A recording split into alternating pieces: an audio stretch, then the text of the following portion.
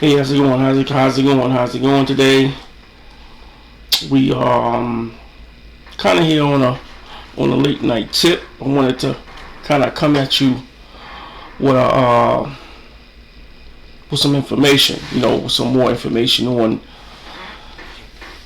debt collections and understanding what your rights are and how important it is for you to exercise them and stop allowing these debt junk buyers take advantage of you. So let's begin. This is not legal advice. This is not financial advice. If you would like legal advice or financial advice, then I suggest you find yourself a competent professional. And please, by all means, be advised. What I'm about to say here is strictly for education and information purposes only. And the views and opinions of me, the host, Raphael Berg, does not reflect any of the platforms that hosts Blind Intelligence. Welcome to the show. Now, what I want to get into is you not understanding your rights can lead you down a rabbit hole that you are not prepared to go down. What do I mean by that? What I mean by this is this. You know that unsecured credit card, that unsecured loan that you get? Well, you can turn that thing into a secured problem for you. And the debt junk buyers and debt collectors and creditors, all of them, they all know this. But you don't. And I'm like, dang, well, I didn't think about this before to mention, but here we are. Okay? Now, how can they turn an unsecured credit card or unsecured loan into a secured one? Through a judgment. See, server comes to your apartment, to your house, to your resident, and serve you, and you don't answer it. You get a default judgment.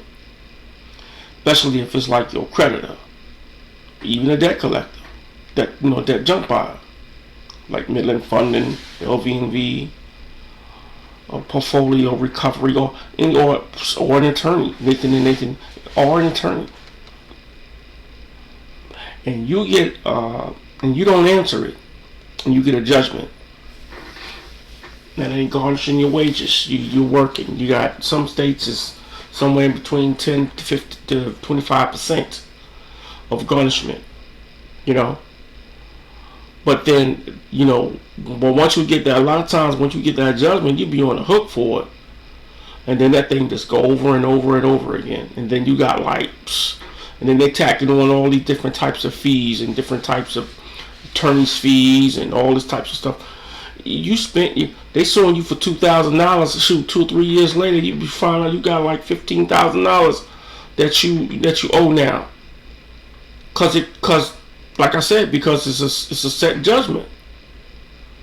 See, this is the trouble. This the rabbit hole that I'm talking about. You going down. And this is something, this is hard work. This is hard to talk about.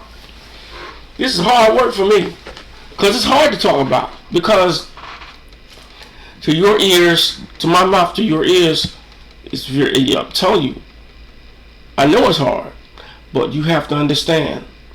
This is why I say, know what your rights are. Know what your rights are. Midland Funding knows this. That's why they do it. That's why they do it. That's why they do it. You owe $2,000, $3,000, whatever. Yeah, they'll come after you. And they know that they can do this.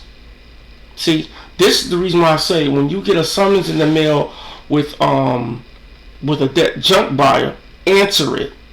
Because your answer will immediately stop the judgment. You understand what I'm saying? Let me rephrase that. Let me say that again.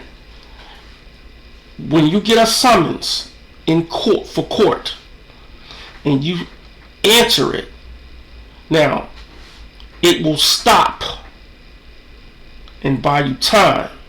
Now, check this out. Don't go into a spill. Don't don't put addendums on it about your hardship, all of this and all of that. Look, don't go through all that. Don't go through all that. Only thing I say, just exercise your rights. I answered it under I'm asking them under under the Fair Debt Collection Practices Act that they have to validate this debt and prove, because it's the one who asserts, not the one who denies. So you say under the Fair Debt Collection Practices Act, under 15 U.S.C. 1692G, I want them to validate all of this. Are they the owners of this debt? Are they the owners of this debt? If they're debt junk buyer, are they the owners of this debt? Now you're buying time. And say that automatically take the judgment off of you, off the rip. Yo, this source right here, you gotta listen to this, because I'm telling you, this is 98% of the problem. And you be wondering why the hell I owe all this, and you want to file a bankruptcy, or or you're doing some other type of administrative process in order to get it discharged, because you can do it from the private side. But that's beyond my scope. That's beyond my scope. Them cats, I let them other cats have that. You know what I'm saying? I mean, because I don't know anything about them type of process. But I know there is private processes that you can create that will distinguish these debts without filing bankruptcy. But listen, you got to answer these letters. But what happens if they now let's say, what if they don't serve me? Well, that's an improper serve. They don't serve you. That's an improper serve. They haven't served you. So how do you know? Okay, well, what if it goes to another address? Okay, it's gonna go to your address. It's gonna go to the next address. That's however they skip trace you. You know what I'm saying? But then you get up. But like I said, if you answer, you gotta answer. I mean, but you can't. How you gonna answer? But this is what I say. So if you get a garnishment, boom, they tell you get a garnishment. You address it right then and there, and ask them what address did they use. Well, they use. I live at 123 Main Street, but they did 123. They sent it to 123 Plain Street. Okay, but I don't live on 123 Plain Street. Let's get it straight. So that's an improper serve. Now you have to, and all you got to do is put it in affidavit. Put it in affidavit. Send it to the court that's garnishing your wages, and have them do a case. Have them a motion to vacate. Motion to vacate the judgment, or motion to set aside. You know what I'm saying? But answering them, you got to answer them. Don't let this thing carry on. Don't let it carry on. This is some real sauce here I'm giving you. If I can't give you my best for free, I don't know anything. So this is something. This is very, very crucial that you understand this. Creditors may sue you.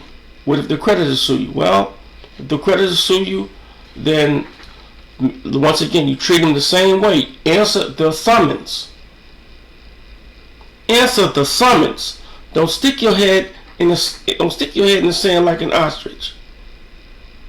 Don't say I'm not going to answer this. No, answer it.